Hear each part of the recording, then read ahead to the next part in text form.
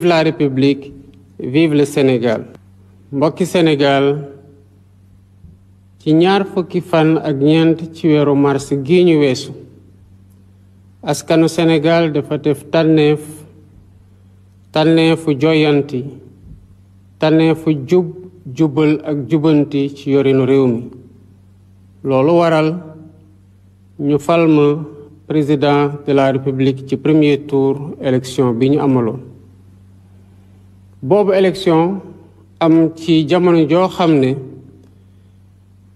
ak yelleefu doomu aadama ci Sénégal tumurankoon na lool waaye askan wi am taxawaay goo xam ne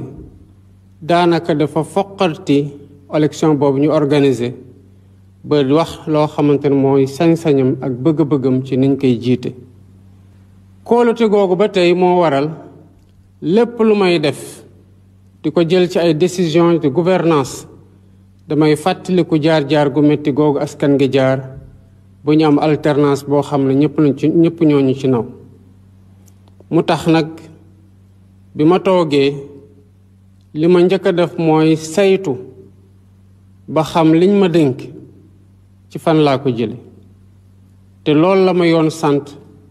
muy li ñuy wax code de transparence dans la gestion des finances publiques maanaam sart guy may wax di ñu wax ñun ñëpp naka la ñuy saytoo ci yorin gu rafet ci alalu mbooro saytu googu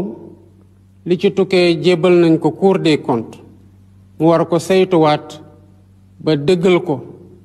bu ko defee dinañ ko jébbal askan wi wax leen na tamit fii lañ jëlee réew mi waaye saytu googu wone na ko yorin gi ñaaw na lool te am na loo xamante ne nëbb nañ ko askan wi ci yorin wi luy wone ay dérapage maanaam doxalin goo xam ne dafa mel ne lu rëccal masse salariale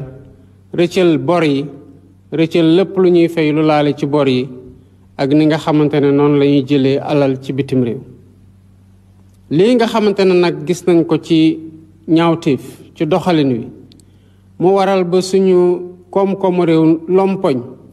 gouvernement bi bu waxtaanee ñi nga xamante ne ñoom la seqal mbir mi dina ñëw waxtaan ak sénégalais yi jébbal leen lépp loo xamante ne Cour des comptes joxe na ko waaye nag may biral ne ñépp ñi nga xamante ne ci li ñu fekk nii ci ñaawteef ak ci guute gu mu gël Sénégal laale nañu ci yoon dina def liggéeyam ci ñépp ñoo xamante ne seen loxo laale na ci mbokki Sénégal fi ñu jaar yàggul dara ñun ñëpp xam nañu ko mu nekkoon lu metti deret tuuru ci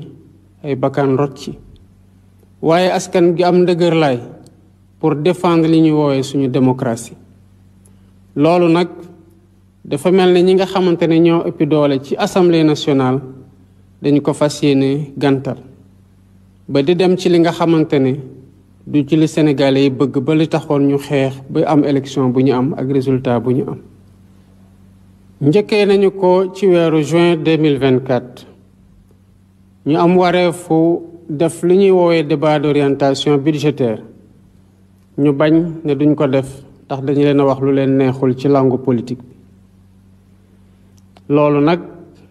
di jalgati ci charte bi nga xamante ne moo yoonal lépp lu laale ci loi de finance fii ci Sénégal moo yàq deru Sénégal ci biir réew mi ak ci bitim réew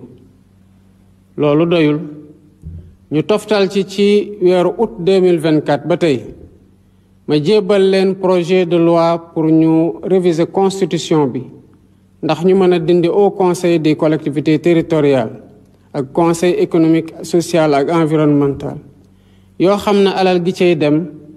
amuñu ci beneen yéene lu dul defaat ko ci réew mi def ko ci ndaw ñi def ko ci mbéy mi ñu bañ ne duñ ko dindi donte loolu laa diggalante askan bi ba tey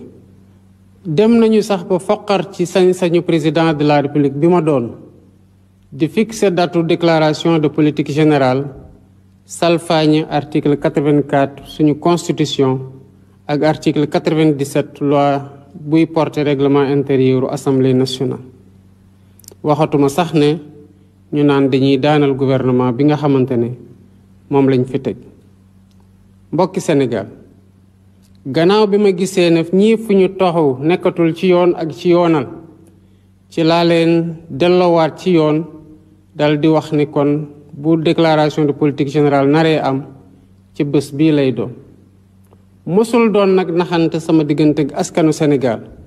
waaye doon fàttali ñi nga xamante ne seen taxawaay day salfaañi yoon ne tant que maa ngi ci bopp réew mi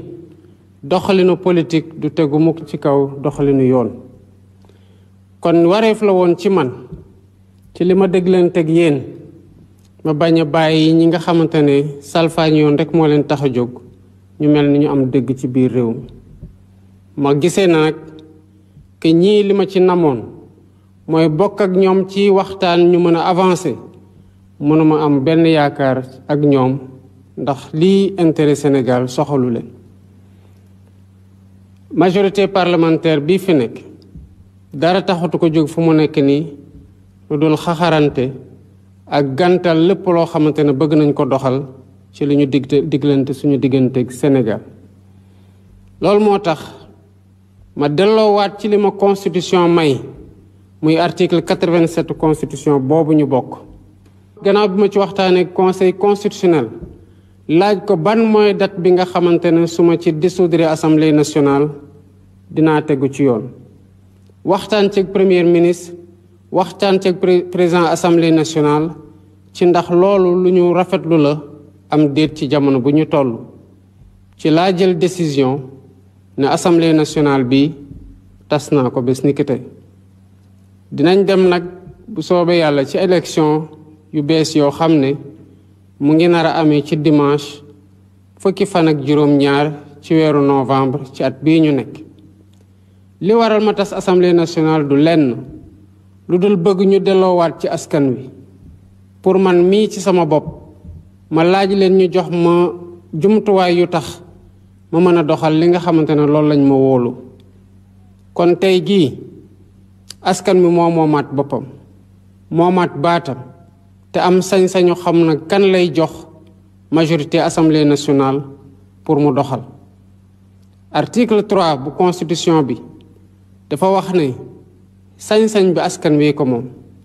kon sañ-sañ googu delloowaat nañ ko ci askan wi ku ci na nag am sañ-sañ tamit dem ci askan wi laaj leen taataan seen baat ku mu ci wóolu jox la di nga ko teewal assemblée nationale ku mu ci wóoluwul jox la doo ko teewal assemblée nationale waaye buñ ñu joxee ci gannaaw buñ ñu wóoloo ci 24 mars 2024 dinañ ñu jox sañ-sañ ñu doxal ba bu ñu toogee buñ ñu laajee bilan dañu leen mën a wax ne lii lañ diglante woon ak yéen doxal nañ ko ba fii lañ ci toll ak nu mu mënti demee nguuru Sénégal doggu nañ wote yi ñu dem dinañ ko organiser gu mucc ayib ba li nga xamante ne moom la sénégalais yi tànn doon lu génne ci mbañ gàcc yi yal na yàlla sàmm Sénégal sàmm sénégalais yi jërë ngeen jëf